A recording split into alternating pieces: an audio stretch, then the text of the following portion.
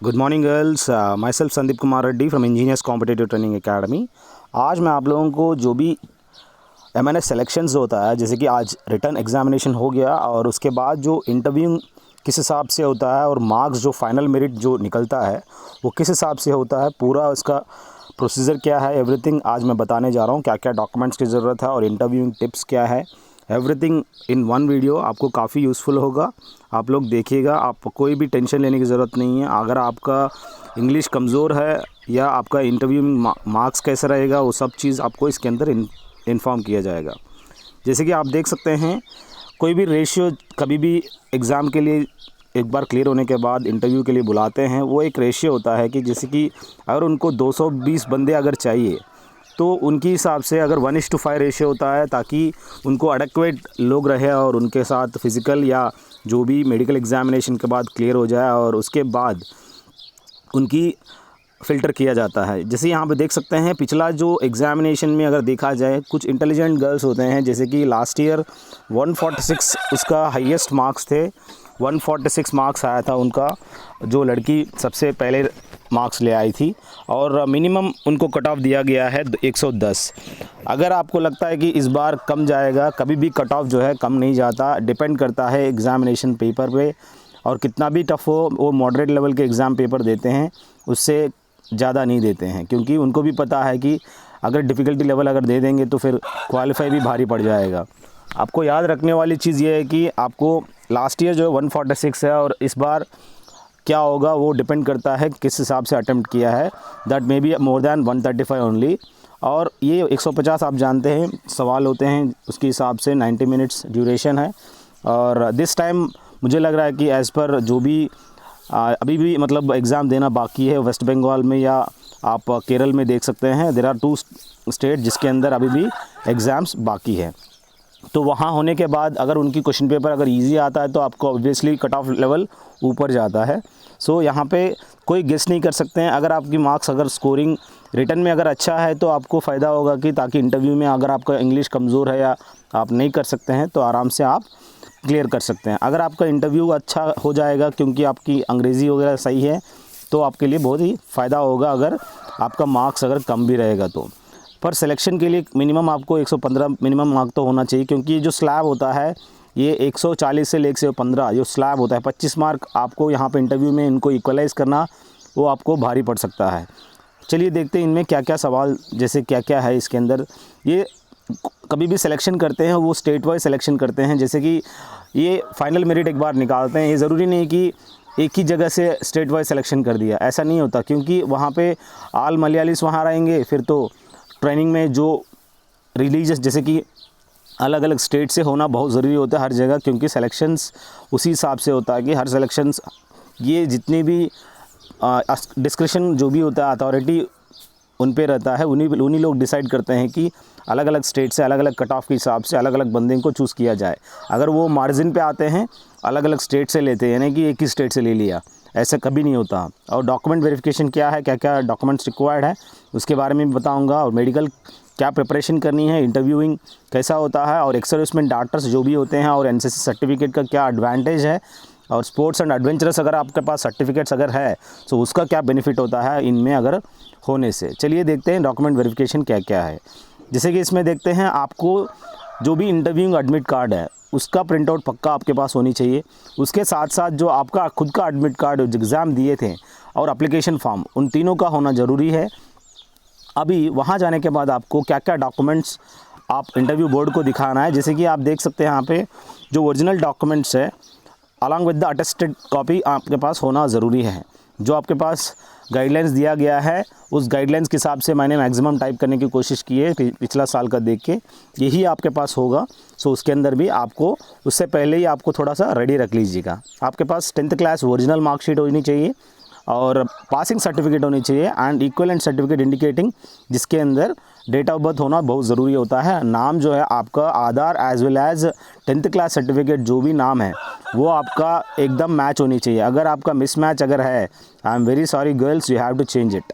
आप पहले जाने से पहले आपको चेंज कर लीजिएगा। ट्रांसफ़र सर्टिफिकेट, जैसे कि अगर आप 10th छोड़ के और इंटरमीडिएट होने के बाद अगर आप कोई भी डिग्री कॉलेज में जाते हैं, आपके पास इस 12th सर्टिफिकेट की जो ट्रांसफ़र सर्टिफिकेट है 10th और 12th होना ज़रूरी है, या अगर आप कोई भी कॉलेज में अगर पढ़ रहे हैं तो उस कॉलेज से आप ले सकते हो। और क्लास 12 मार्कशीट भी आपके पास ओरिजिनल होनी चाहिए along with all those attested. What exactly document verification? Document verification देखा जाए यहाँ पे 12th पास सर्टिफिकेट के साथ साथ आपके पास 12th अपीयरिंग सर्टिफिकेट होना बहुत ज़रूरी है। और ये जो माइग्रेशन सर्टिफिकेट है, आधार कार्ड टैली होनी चाहिए जो कि आपके पास ओरिजिनल रखिएगा, और साथ में कुछ ज़ेरॉक्स भी ले जाइएगा 4-5, ताकि आपको हर जगह देना पड़ता है। और नेशनल सर्टिफिकेट की काफ़ी इंपॉर्टेंस है। अभी नेशनैलिटी सर्टिफिकेट क्या है? You have to go through your locality और हुएवर द प्रिंसिपल और whoever is there. Domicile certificate, जैसे कि आप जानते हैं परमानेंट रेजिडेंस, इवन आधार से जो आपको कार्ड मिलता है, जैसे कि हम लोग परमानेंट रेजिडेंस का जो सर्टिफिकेट होता है डोमिसाइल सर्टिफिकेट, जिसके अंदर आपका डेट ऑफ बर्थ भी आपको मेंशन किया जाता है, रेजिडेंस और नेटिविटी भी मेंशन किया जाता है, थ्रू आधार आपको मिल जाता है। अगला देखिए डॉक्यूमेंट वेरिफिकेशन देखा जाए, यहाँ पे जो गैप सर्टिफिकेट जो होता है, अगर बीच में 10th स्टैंडर्ड और 12th स्टैंडर्ड के बीच में अगर आपका कोई गैप है, आपने 12th 2 ईयर्स में आपने कंप्लीट नहीं किया किसी भी हेल्थ कंडीशंस की वजह से या किसी भी प्रॉब्लम से, आपको principal from the respective 12th standard से आपको एक गैप सर्टिफिकेट आपको लेना होगा। What exactly the formats and all, I hope आपको जो फॉर्मेट्स होता है स्टैंडर्ड, उसी फॉर्मेट के हिसाब से आपको जस्ट एक लेना होगा जो भी आपको दिया गया है।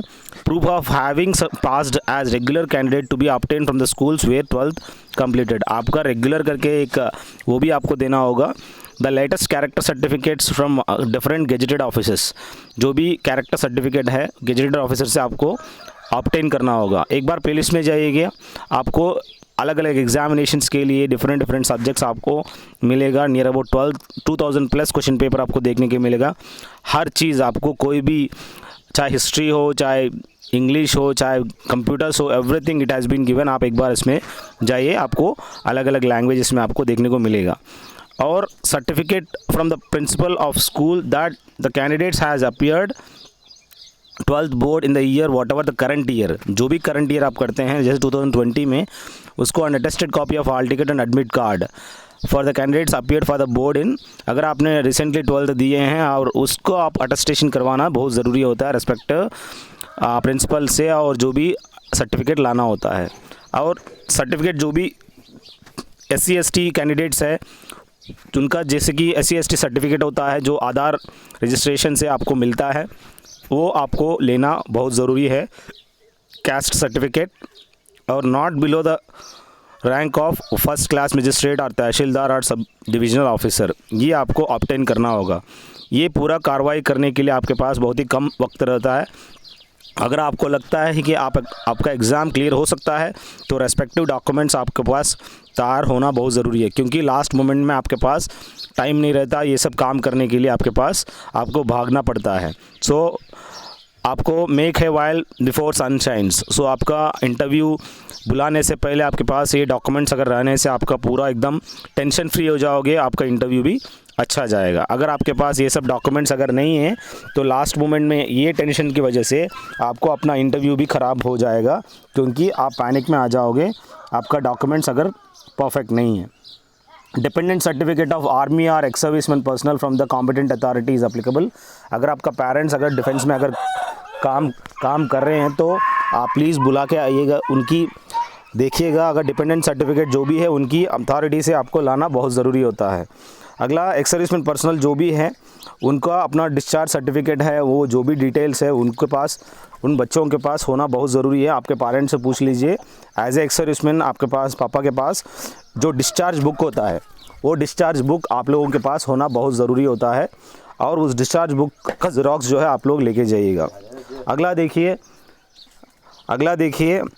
NCC सर्टिफिकेट आपके पास बहुत ही इम्पॉर्टेंट है ये, क्योंकि अगर आपके पास ओरिजिनल है और उसके साथ साथ आप उसका ज़ेरॉक्स भी ले लीजिएगा, ये आपको इंटरव्यूइंग में हेल्प करेगा आपके मार्क्स पे। अगला certificate of participation in sports events at school college, ये स्पोर्ट्स सर्टिफिकेट जो भी नेशनल और कॉलेज लेवल आपके पास अगर है, अगर आप अच्छे एथलीट हो या प्लेयर हो तो ये आपको प्लस पॉइंट देगा, क्योंकि ये MNS एक ऐसा एडवेंचरस एक्टिविटीज़ है। अगर आपका काफ़ी अच्छी परफॉर्मेंस है स्टेट या इंटरनेशनल लेवल में या जो भी है, तो आपको इंकरेज किया जाएगा रेस्पेक्टिव जगह आपको पार्टिसिपेट करने की। सो ये भी आपको एक प्लस पॉइंट होगा, आप अलग रहोगे बाकी लोगों में से। अगर आपने कोई एडवेंचरस एडवांस कोर्स वगैरह किया, जैसे कि स्काई डाइविंग हो गया, पैरा ट्रूपिंग हो गया, ये हॉट एयर बलूनिंग हो गया, ये सब चीज़ें एडवेंचरस कोर्स में अगर आप माहिर हो, आपके पास ये सब चीज़ें अगर है, तो आप प्लीज़ उनको दिखाइएगा, ताकि वो भी नेवी या डिफेंस या कोई भी इस एडवेंचरस फील्ड में आपको बढ़ावा देगी। और कोई भी सर्टिफिकेट्स, अदर रिलेवेंट सर्टिफिकेट्स यानी आपका अलग शो करता है, जैसे कि Kuchipudi, Bharatanatyam, anything what ever you have, आपको ले जाइएगा ताकि आपको हेल्प करेगा। अलग फ़ोटोग्राफ्स आपके पास होनी बहुत ज़रूरी है। मांगा कितनी, आपको 8 मांगा गया है, पर डिपेंड करता है कि वहाँ पे कौन सी कलर बैकग्राउंड का सही रहेगा। नॉर्मली आपके पास कहीं भी आप फ़ोटो स्टूडियो में जाते हैं, आपको मिनिमम आपको मैम आप 24 ले लीजिए, 30 ले लीजिए, आपके पास एडेक्वेट फ़ोटोग्राफ्स होना बहुत ज़रूरी है। पर आप एक किस्म का ब्लू बैकग्राउंड का मत लीजिएगा, आप अलग अलग यानी 8 वाइट ले लीजिए, 8 रेड ले लीजिए और 8 ग्रीन ले लीजिए, ताकि आपको आसान होगा। वहाँ जाने के बाद आपको वाइट बैकग्राउंड चाहिए या नेवी ब्लू बैकग्राउंड चाहिए या ग्रीन, आप ग्रीन मत लीजिएगा, नेवी ब्लू बैकग्राउंड और वाइट एंड रेड, ये तीनों बहुत ज़रूरी होता है। नेवी में तो नेवी ब्लू की ज़रूरत होती है, आर्मी में रेड होता है, बाकी white colour is mandatory anywhere. So आपको ये कहीं मेंशन नहीं किया गया है कि कौन सी बैकग्राउंड होनी चाहिए। आपके पास स्पेयर रखने से कोई ख़राब नहीं है, आपको कहीं भी यूज़ होगा। जैसे कि TADA क्लेम, आप जब जाओगे वहाँ पे आपको एक क्लेम मिलेगा, दैट ओरिजिनल टिकट्स जो भी रहेगा उसको आप दिखाइए, साथ साथ आपको उसका ज़ेरॉक्स कॉपी देने से, और वो आप जो भी चार्जेस है आपको दिया जाएगा second class fair travel in the train. ये थोड़ी आप फ्लाइट में जा रहे हैं तो आप फ्लाइट का चार्जेस दो, ऐसा नहीं होता है। आपको 12 ये जो भी सेकंड क्लास स्लीपर क्लास जो मिलता है, sir not sleeper sir, second AC का जो मिलता है ट्रेन में, उसका फेयर आपको दिया जाएगा, इर्रेस्पेक्टिव ऑफ अपना ओन व्हीकल से जा रहे हो या कहीं से जा रहे हो, उसको आपको पक्का करना पड़ेगा। अगर उसी हिसाब से आपको पुटअप करना पड़ेगा respective bills and lodging and bills, आपको मिनिमम 2 से 3 दिन रहना पड़ेगा। ये सब जब सबमिट करने के बाद, स्क्रूटनाइज करने के बाद आपको मनी जो है आपको डिपॉजिट किया जाएगा। इसके बाद मेडिकल एग्जामिनेशन क्या है, इस जब वहाँ जाने के बाद आपको medical examination, you will be subjected to medical examination and will not leave the hospital till the complete medical examination is over and you are informed of the result of the medical examination. Any query or doubt related to the medical examination may be clarified from the president medical board. आपको उस campus से आपको बिना बताए कहीं जाने का ही नहीं।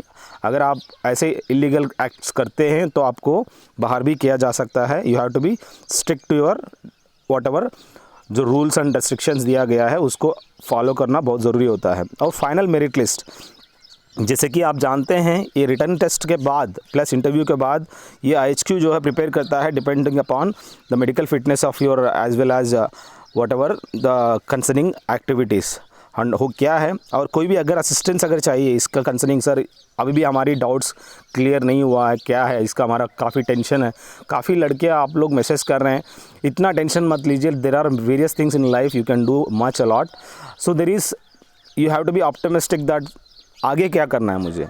अगर कुछ भी अगर आपको लग रहा है कि sir I am in a panic situation, you can call me directly, this is my mobile number, I will give you little guidelines. And interviewing centres maximum last time जो पूछा गया था कि जैसे कि they have been called to Delhi as well as Pune and depends on the respective location. If they are from south India they will be called towards nearest place that is Pune. If they are north Indians that will be like Delhi will be there depending upon their location. And armed forces medical college आपको वहाँ जाना पड़ेगा। What exactly you have to be ready before the interview, that is have the documents ready, that is one thing you have to do along with your parents. Let all the documents get finished. अगर आपको लगता है कि sir मेरा exam हो जाएगा तो मुझे ये सब चीज़ें रखना पड़ेगा, लास्ट मोमेंट में मत भागिएगा प्लीज़।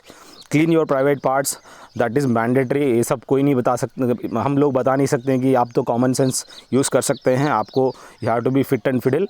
डी वैक्सिंग करना आपको बहुत ज़रूरी है, आपको कान वगैरह क्लीन करवा लीजिएगा डॉक्टर के पास जाके, उनको बोलिए प्लीज़ अच्छी तरह से करिए।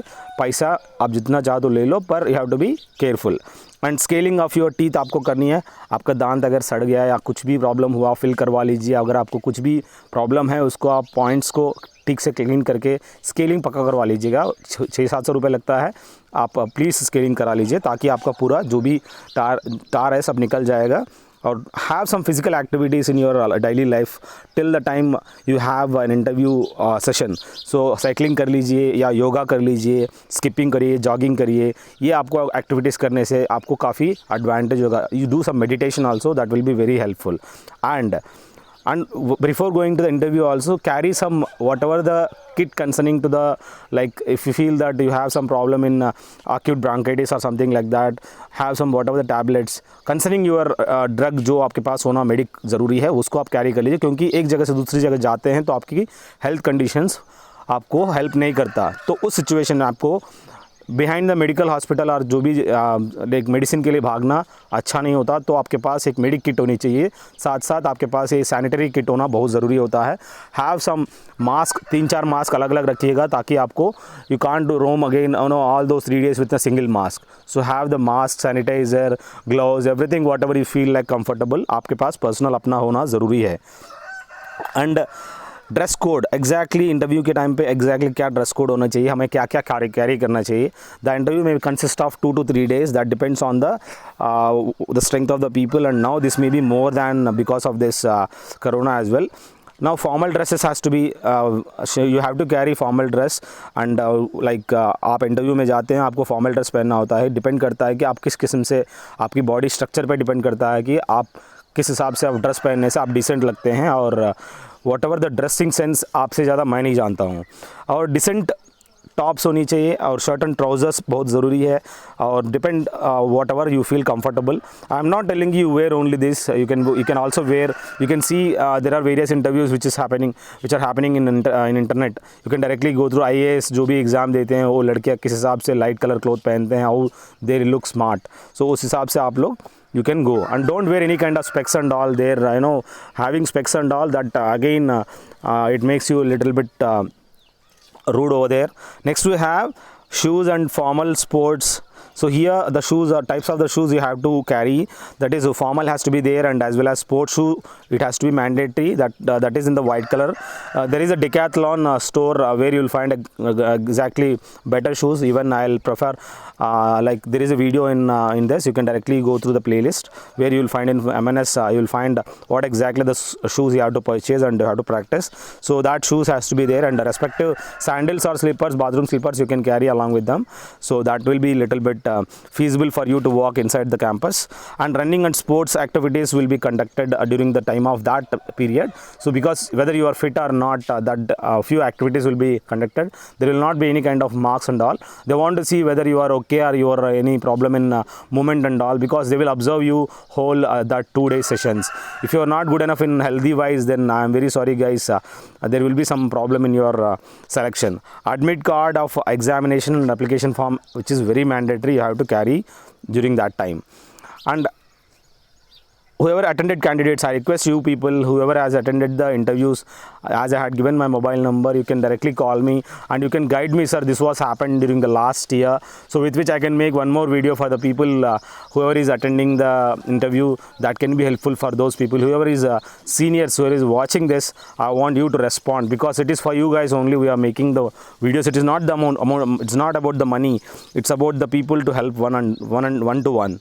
Next we have the height is mandatory nowadays. It has become 152, but the hilly region is different thing, and depends on the ex-servicemen daughters, that will be considered for 1 or 2 centimeters, depends upon their performance in the order of merit. And interview will be normally they may be asking in Hindi as well as English. That depends on the mood of the interview, but you have to know the English language. अगर आपको अंग्रेजी अगर नहीं आता है तो आप please आप थोड़ा सीख लीजिए नॉर्थ इंडियंस को. अगर आपको साउथ इंडियंस को लगता है कि sir I am weak in Hindi, I can write and read but I can't speak, it takes time, okay, that will be consider for the south Indian guys. It is not mandatory to speak English, Hindi, but for the North Indian girls it is mandatory to speak English. That is some one nepotism you can tell. So that is it, because English always dominates in every examination. Even examination also English dominates. There is no Hindi over there. So as you can see there, और interview जो है आपको तकरीबन हिंदी में भी होता है और इंग्लिश भी होता है, और डिपेंड करता है आपको किस में आपको रिस्पॉन्ड करनी है. अगर आप अंग्रेज़ी से कंफर्टेबल हो, कुछ जगह पे अगर आप अटक रहे हो, so don't worry, you can directly jump into the Hindi and again you start go back to the English. That depends on your the way you explain to your interviewers. और dress well and don't be fashion, ज़्यादा fashion मत होने की कोशिश करिए। आपको selection के बाद जो करना आप कर सकते हैं। Answer well and reply promptly, आपको आंसरिंग जो भी है आपको जितना पूछा जा रहा है उतना ही बताइएगा, आपको टाइम वेस्ट करने की कोशिश मत करिएगा, तो क्योंकि आपको काफ़ी प्रॉब्लम हो सकता है। और रिप्लाई प्रॉम्प्टली यानी आपको जो बोलचाल आपको काफ़ी एटिकेट्स होनी चाहिए उसके अंदर, जैसा वॉइस मॉड्यूलेशन, जैसा अभी मैं आपसे बात कर रहा हूँ, I am not speaking like हाँ I am no no no no no not like that. So there should be a modulation, आप जिस हिसाब से बात कर रहे हैं, it should be some smooth flow, यानी कि हाँ आया था हाँ no no no, this kind of sounds are not to be made during that time, and repetition of words is not, it should not be there. Sir, again, sir, please, so no, don't do these kind of activities, because these are all your postures, the way you explain, the way you breathe. Even I am speaking now, the communication, how exactly the smooth flow, that is to be there. It is not like, you know, don't make these kind of sounds. You know, these are all your experience. You know, we even while I was in like when I was in Navy, we used to have an interview with the in front of the officers. They will see whether he is eligible for officer or not. If he is good enough in English and all the communication skills are good, he may be further selected for the respective places. So these are all you have to remember, you have to practice in front of the mirror, you have to record your voice, and then only you can succeed in your life. You have to do maximum activities what you can do. So that voice modulation is very important, and have the answers point to the point. That is one thing you have to remember. It has to be to the point only. It should not be more than that, because the irrelevant matter makes you problematic. The irrelevant matter deviates you from the topic. That again will be the bad impression. That bad impression will again lessen your marks. So I have the eye contact and body gestures. So you have to focus on this. You have to practice on this. Body gestures has to be, that hand movements has to be limited. It's not more than your head. It has to be restricted up to your like shoulder, not even to shoulder. It's like you have to focus how exactly the body gestures has to be there. And eye contact बहुत ही important है। ये eye contact जो है आपको, जैसे कि आप interview का तरह देख रहे हैं और आप वहाँ पे आप 3 से 4 लोग हैं, you can't only focus on एक सिंगल इंटरव्यू पर फोकस नहीं कर सकते हैं। अगर किसी ने एक सवाल पूछा गया है, उनके तरफ स्टार्टिंग में देखिएगा, उसके बाद धीरे धीरे से आप अपना आई कॉन्टैक्ट को चेंज कर सकते हैं टुवर्ड्स ऑल द इंटरव्यूअर्स। बहुत ही इंपॉर्टेंट है। अगर आपको लग रहा है कि sir I am weak in some stages, if you want me to conduct the live sessions like during, अगर ऑनलाइन में अगर आपको करनी है तो मैं आपको हेल्प कर सकता हूँ। I can make you comfortable, and let us see what exactly the next questions will be there during the time of interview. So आपको ये सब चीज़ें आपको पता होना बहुत ज़रूरी है। जैसे कि आपका खुद का हॉबी के बारे में या रिलेवेंट इन्फॉर्मेशन क्वेश्चंस जो भी होता है वो आपसे पूछा जाएगा, और फैमिली डिटेल्स आपसे पूछा जाएगा। Whatever the family details and self details will be asked. You have to be ready for the whatever the questions concerning to your family, what exactly they are doing, how many members are there in your family, and what are the their eligibility criteria, like what exactly they had studied and what are they working. So everything will be asked, that you're from which region and tell me about that area. So the questions, you may be asked any questions. If you want me to explain those respective self introduction as well as family details, I'll upload in future videos respective concerning. So आप download कर सकते हैं या देख सकते हैं उस videos को। The reason of choosing nurse पूछेंगे, आप क्यों बनना चाहते हैं, have you got any background of in this field, आपको कभी मेडिकल कैंप वगैरह अटेंड किया, क्या आपने कोई ब्लड डोनेशन वगैरह दिया, कुछ भी आपसे पूछा जाएगा। आपको फर्स्ट एड किट के बारे में पता होनी चाहिए कि exactly the procedure should know what exactly you must have in that, and CPR and different age group। आपको आप जानते हैं कार्डियोपल्मोनरी रिससिटेशन कब दिया जाता है और how exactly for the different age group। for the baby आप जानते हैं you can't press with the both the hands, because वो छोटा बच्चा है, उसको थोड़ी ना आप ऐसे कर सकते हो। you have to do with the fingers actually, that you should know how exactly you have to do। And situation reaction based कुछ सवाल पूछा जाएगा, जैसे कि एनी फायर इंसिडेंट अगर होता है तो क्या होगा अपने घर पे, स्नेक बाइट होता है तो आपका एक्शन क्या होना चाहिए, गैस लीक अगर है, या डॉग बाइट होता है, या फिट्स हो जाता है, या शॉर्ट सर्किट हो जाता है करंट शॉक की वजह से, तो आपकी क्या क्या एक्शंस है। ये कुछ सिचुएशन बेस्ड क्वेश्चंस होते हैं, आपसे भी पूछा जा सकता है, क्योंकि आपका प्रेजेंस ऑफ माइंड बहुत ही इंपॉर्टेंट होता है इंटरव्यू के टाइम पे। एटिकेट्स क्या क्या बहुत ही इंपॉर्टेंट है। Don't stay like during that arena. आप 2-3 दिन रहोगे, आपको ऑब्जर्व किया जाएगा। वहाँ पे जो स्टाफ होते हैं उनका यही काम होता है कि ये कैसे रह रहे हैं, जाके देखिएगा ये बैचेस को। वो बेचते हैं और वहाँ पे जो लड़कियाँ वहाँ पे जो भी काम कर रहे हैं वो मॉनिटर करते रहते हैं। उनका काम ही ये है कि जो मैडम लोग होते हैं इनका काम है कि उनको मॉनिटर करना, how they are behaving like मतलब ज़्यादा फैशन है या अपना मौज मस्ती में है, ये ऑब्जर्व करते रहते हैं during that 3 days of period. So don't stay maximum with the respective area or region wise students. We knew that हम लोगों को एक आदत होता है कि अपनी मतलब इलाके वालों से रहना या साउथ इंडियन वालों से ना मिलना, और मलयाली जो होते हैं वो मलयाली लोगों के साथ ही आपस में घूमते रहते हैं। ये वहाँ पे रीजन वाइज आप लोग वहाँ इकट्ठा मत होइएगा। अगर आप इकट्ठा हो रहे हैं या कुछ भी आप मस्ती कर रहे हैं तो again it will be a problem for you guys. So you have to be mingle together and you have to introduce yourself and be friendly towards during that 2 to 3 period, because South Indian has to meet North Indian has to be with the South Indian during the service. और सबके साथ polite रहिएगा। आप अगर polite नहीं रहोगे तो फिर कुछ ना कुछ आर्गुमेंट करोगे, अपना शो ऑफ करोगे, ज़्यादा मार्क्स आया करके अक्कड़ दिखाओगे, आपके अक्कड़ हाथ में आ जाएगी। अगला जो है, do not involve in any arguments में please do not involve any kind of. आप अगर कहीं भी जाते हो या कोई भी स्टाफ से किसी हिसाब से बात कर रहे हो, चाहे वो कूली क्यों ना हो, चाहे वो जैसे फूड देने वाला हो, चाहे कोई भी सर्वर हो या कोई भी इंसान हो, उनसे आप अच्छी तरह से भैया वॉट एवर द सर और whatever you respond as per their seniority level. Next, table etiquettes and respond with the staff. आप जहाँ भी रहोगे, खाना खाओगे, वहाँ मेस के अंदर आपको अपना एक एटिकेट्स होता है। वहाँ पे अपनी मर्ज़ी से कुछ भी मत करिए, और आप जो भी है आप पूछिएगा। अगर आपको नहीं पता है, आप अननेसेसरी वहाँ पे कोई भी आर्गुमेंट करने की कोशिश ना करिए। और maintain decorum in the campus, ये एक अपनी खून से आता है, डेकोरम कैसे मेंटेन करनी है। और अपना माँ बाप अगर सिखाया आप लोगों को तो आपको मुझे बताने की ज़रूरत नहीं है, ये आप मुझसे अच्छी तरह से जानते हैं। Respond well and be alert to the situation. Every situation, अगर वहाँ पे कोई भी इंसिडेंट होती है या कोई भी प्रॉब्लम होता है, उससे रेस्पॉन्ड करने की आपके पास क्षमता होना ज़रूरी होता है। Communication skills, that is English and body language, बहुत ही इंपॉर्टेंट है दोस्तों। आपको अंग्रेज़ी आना ज़रूरी है।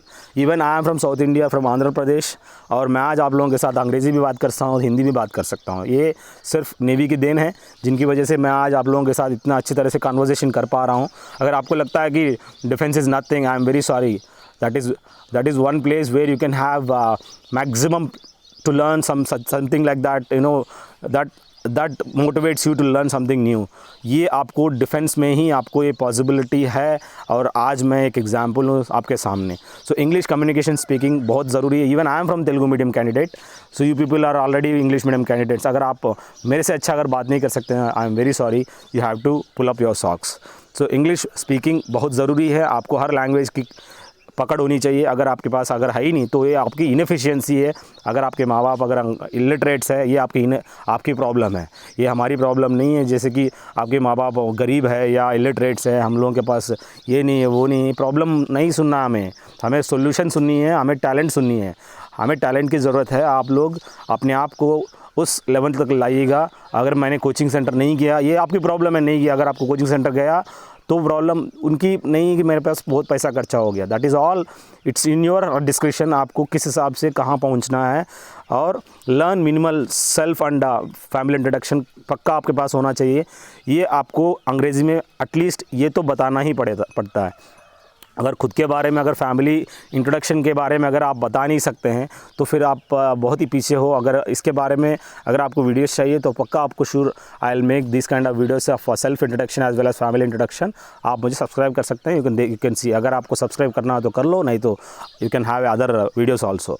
Should be able to explain in English respective topics. आपसे जो भी टॉपिक बताया जा रहा है, अगर आप पूछा जाए कि अंग्रेज़ी में ये सब चीज़ें, ऑब्वियसली अगर आप साउथ इंडियन हो, कहीं कोई आपको हिंदी में भी एक बार बात करना चाहता है, आपका एसेंट कैसा है, तो वो आपको नॉर्थ इंडियन अगर है तो नॉर्थ इंडियन से अंग्रेज़ी बात करेगा, कोशिश करेगा। अगर साउथ इंडियन है, they wants to check whether you knew Hindi और नॉट। अगर आपको हिंदी नहीं पता है, आप समझ सकते हैं, it is also very good.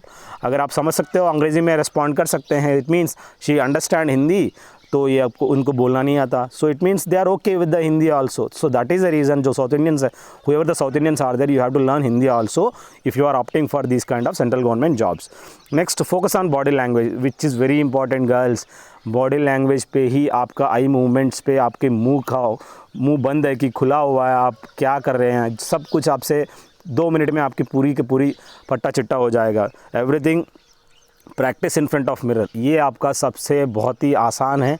खुद को सेल्फ एवेल्यूएट करने का एक बढ़िया टेक्निक है और अपना बॉडी लैंग्वेज को सुधारने का एक बेहतरीन टेक्निक है. अपना पापा या मम्मा को बोलिए मुझे बड़ा सा मिरर चाहिए, उसके सामने जाइए, रूम बंद कर लीजिए, उनको बोलिए टीवी की आवाज़ कम करें और अपने आप को बात करिए in front of the mirror.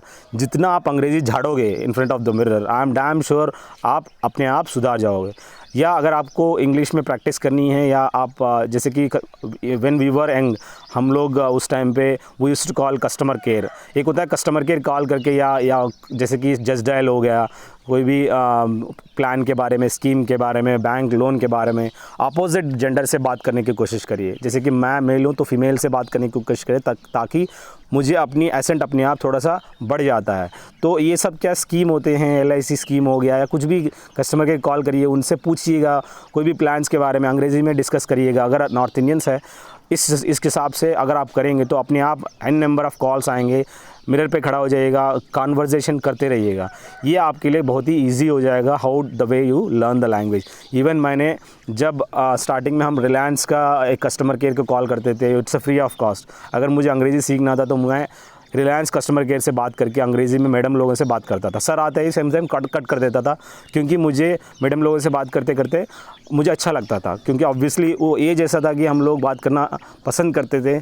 तो हम लोग कॉल करके उनसे पूछते थे और वो हमें अच्छी तरह से रिस्पॉन्ड करते थे, और वो हमें आराम से अंग्रेज़ी भी, उनकी एटिकेट्स के साथ साथ अंग्रेज़ी हमारी सुधर गई. मेरा तो ऐसे ही सुधर गया, आप लोग अपना जाने. चलिए अगला देखते हैं. Practice record your voice modulation. आप अपना खुद की चीज़ को कभी एक बार रिकॉर्ड करिए, उस पर गौर करिए. आप एक बार बता रहे हैं तो दैट विल बी ओके, और मुझे बार बार रिपीट करना पड़ रहा है, खुद ही एवेल्युएट करिए. Focus on breathing and voice modulation. जब आप बात कर रहे हैं, don't do those activities, don't give your maximum sound. Your breathing and voice modulation has to be normal. जैसे मैं अभी बात कर रहा हूँ, आपको पता चल रहा है कि मैं कब सांस ले रहा हूँ, कब छोड़ रहा हूँ, नहीं पता चल रहा है. यही एक कला होता है, ये आपको प्रैक्टिस करना बहुत ज़रूरी होता है. अगर आपको समझ में नहीं आ रहा है कैसे करते हैं, आपको 4-5 वीडियो देखिएगा मेरा, अपने आप आपको समझ में आ जाएगा कि मुझे करना क्या है, कैसे मुझे प्रैक्टिस करनी है. Do meditation and Om Mantra for 10 times. ये मेडिटेशन एक ऐसा चीज़ है कि जो आपका ज़िंदगी बदल देगी और आपका ब्रीथिंग में कंट्रोल कर देगी. आपका बोल चाल भी आपका काफ़ी इम्प्रूव हो जाएगा. आपका जो लैरिंग्स है वो आपका एकदम स्ट्रांग रहेगा, बुलंद रहेगा. वो ये आपको मिनिमम 10 टाइम्स करने की कोशिश करिए. आप ओम मंत्रा for 5 seconds, that is you have to do 5, 10, 5, 15 और 5. You have to hold with the So overall you have to do this Om mantra. That will help you a lot. Your larynx automatically voice will be changing after doing that for 1 to 2 months. Automatically अपना पूरा posture बदल जाएगा, अपनी voice modulation बदल जाएगा. Be physical and mentally strong. जैसे कि आप वहाँ जाते हो, आपको लग रहा है कि आपको फ़िज़िकल बहुत ज़रूरी होता है, क्योंकि आपको स्पोर्ट्स एक्टिविटीज़ किया जाएगा. आपको फ़िज़िकल एक्टिविटीज़ प्रैक्टिस करके जाओगे तो आपको उठक बिठक जो भी वहाँ पे, या कुछ भी आपसे काम करवाया जाए, तो आपको एकदम स्ट्रांग होना ज़रूरी होता है. सो ये बहुत ही इंपॉर्टेंट है. आपका फ्लेक्सिबिलिटी कैसा है, आपका मूवमेंट कैसा है, आपका वॉकिंग या एवरीथिंग आपको मॉनिटर किया जाएगा. अगर आपको डिप्रेशन में भी डाल दिया जाएगा, जैसे कि आपको कुछ भी अगर बताते हैं, तो ये बहुत ही इंपॉर्टेंट है. मेंटली स्ट्रांग होता है, मेंटली स्ट्रांग होना बहुत ज़रूरी होता है. मेंटली स्ट्रांग होने से काफ़ी फ़ायदा होगा आप लोगों को. कोई भी पैनिक सिचुएशन अगर फेस करते हो, आपको ईज़िली रिजॉल्व कर सकते हो. Do not beg for the job और if you have not done well during the time of interview. अगर आप इंटरव्यूइंग के दौरान प्लीज़ आप पाँव पकड़ने की कोशिश ना करिए, वहाँ गिर मत जाइएगा, क्योंकि आपके लाइफ में काफ़ी ऑप्शंस होते हैं. Not only nursing, there are various things you have, आप वहाँ पे उनको भीख मांगने की कोशिश ना करिएगा। और be optimistic during the interview. आप इंटरव्यू के दौरान आपको कोई भी सवाल पूछते हैं या आपको रिस्पॉन्ड ज़रूर करिएगा। अगर आपको क्वेश्चन समझ में नहीं आया, अगर आपको अंग्रेज़ी में क्वेश्चन समझ में नहीं आया, उनसे रिक्वेस्ट करिए, sir I request you to response in Hindi, एक बार उस सवाल को। अगर ये ऐसे सवाल तो पूछेंगे ही नहीं जो आपको समझ में नहीं आ रहा हो, आपको simple and language, plain language use करेंगे। पर आप जब बात करेंगे, अगर आपको अंग्रेज़ी आता है, कुछ वर्ड्स होते हैं इंपॉर्टेंट को पाइवट कहते हैं, या कोई भी चीज़ ऐसे कुछ वर्ड्स होते हैं जैसे कि आप जानते हैं, जैसे कि एसेंशियल को मैंडेटरी कहते हैं। ये सब चीज़ें आप लोग पढ़ लिए हैं। कुछ इंपॉर्टेंट वर्ड्स को आप लोग इंसर्ट करने की कोशिश करिए। अगर आप लैंग्वेज अगर बात कर रहे हो, कम्युनल लैंग्वेज बात करना, एक इंटरव्यूइंग लेवल में लैंग्वेज बात करने का काफ़ी अंतर होता है। अगर आपके अंदर कोई भी अगर नॉलेज है, आपको बताने का एक ही ज़रिया है, आप अपनी लैंग्वेज को जैसे कि कुछ अच्छे वर्ड्स इंसर्ट करने की कोशिश करिए। उस हिसाब से अगर इंसर्ट करने से क्या होगा, इनको पता है कैसे इसको लैंग्वेज को, उस आइडियम्स को या कुछ भी चीज़ को, जैसे कि वन एंड ऑल कहने के मतलब एवरीवन को कहने के बजाय वन एंड ऑल कह सकते हैं। तो कुछ आप लोग इंसर्ट करिए ताकि आपको अपना एक इम्पॉर्टेंस दे सके। Sir yes I knew little knowledge about grammar as well as, वो अपने आप जजमेंट कर लेगा कि शी इज़ स्मार्ट। तो ये बहुत ही इंपॉर्टेंट है, नो प्रॉब्लम। और फाइनल मेरिट की बात आती है, काफ़ी लोग परेशान है कि सर मेरा इतना मार्क आएगा, मेरा सिलेक्शन होगा कि नहीं होगा।